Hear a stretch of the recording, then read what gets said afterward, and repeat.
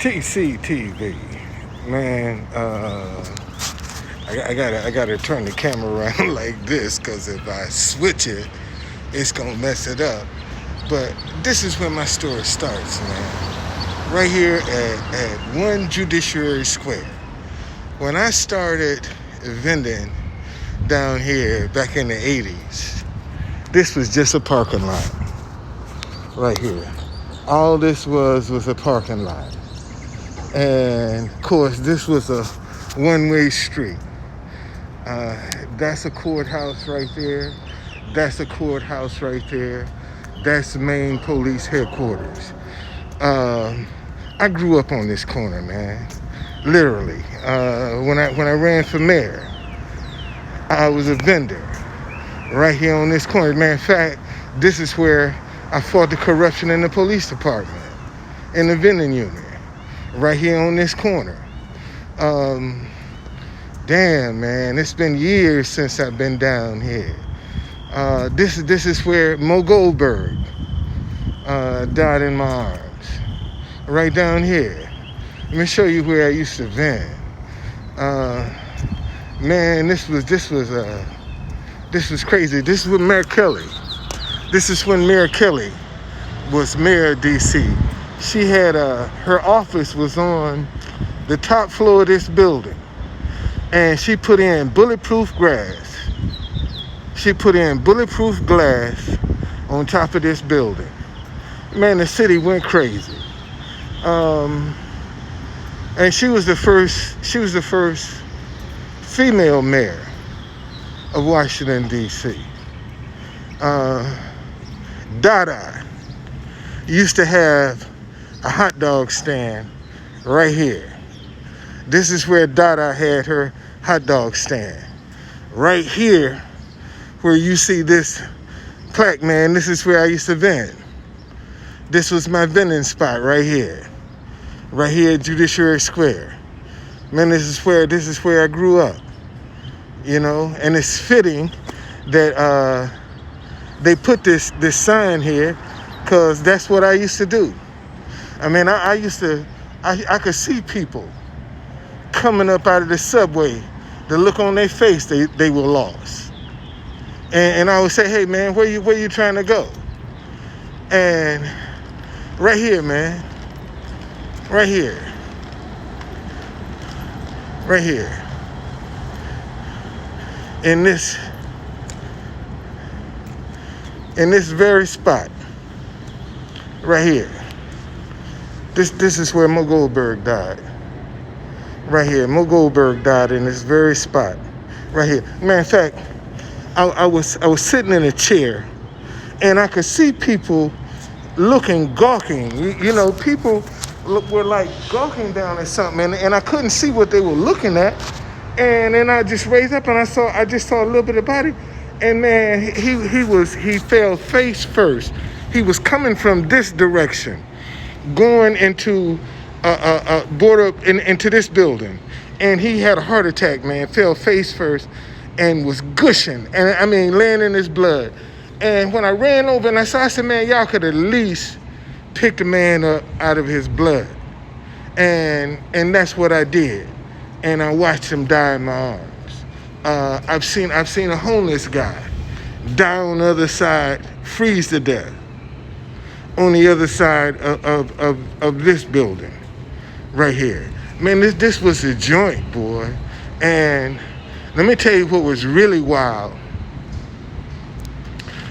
For whatever reasons, I couldn't vend in my normal space this day. For some reason, I couldn't vend right here. I had to move down where those bikes are, right there. No, man, no, I didn't go that far. I was right here. Because this wasn't, the tree wasn't here. I was right here. This is where I was, right here. I was vending right here. And what stood out about that day, what's going on, Metro? What's happening, brother?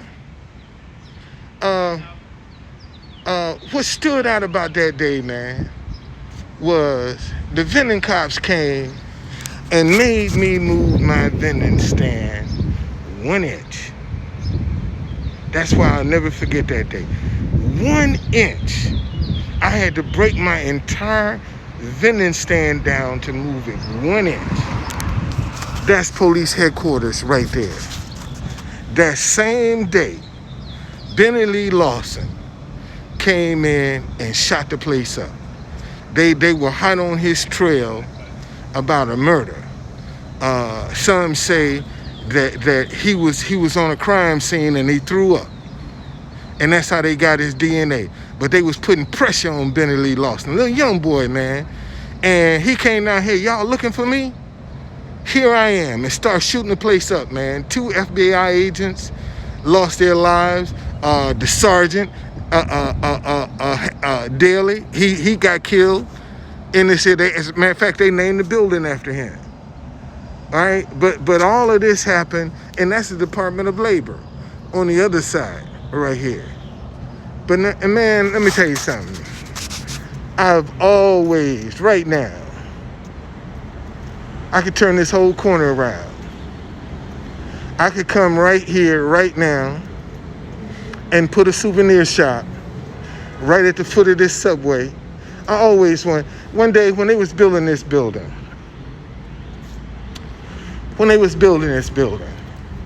asked my daughter, I said, sweetheart, I said, this is going to be the shop. I said, how far down this wall should I go for this space? And I literally, man, my daughter ran her finger down this thing and she stopped right here. She said, Daddy, that's the spot. That's how much space you need. Wouldn't it be something if 30-something years later, man, I could finally open up my shop in this building that I've always wanted. Look, it's vacant now, man. See, look at this. Look at this. You know, nothing. And they could be making money off this thing, man. But that's DC government for you. Okay? So that's just my story, man. And you know, this is where I started. This is where I started right here for me. This is where it all began. I ran from there, from this corner right here. When I went to the Internal Affairs and told them that these cops was on the tape, they told me I was lying. I was making it up. And it took me 7 years. But they finally went to jail. They got caught because I saw them. See, this is a one-way street. I saw them coming down, man. George Hardy and Brooks. They came down, pulled up. Hardy got out the car. Blindfolding, you ain't shit. And if you got your tape on, motherfucker, turn it up. That's just how he talking to me. You got your tape on, motherfucker, turn it up. You ain't shit. Because you better tell them, come get me. Because I'm getting ready to get out of here. And if you got your tape on, motherfucker, turn it up. And the tape was running. It was running. And I went right to Internal Affairs and let them hear it. Man, they busted them cats right down in front of 1D, taking bribes from the Koreans. But I was making it up. See, until they heard this cat bragging about what he was getting ready to do. All right? So, man, I grew up right here. Anyway, that's my story. I'll see y'all.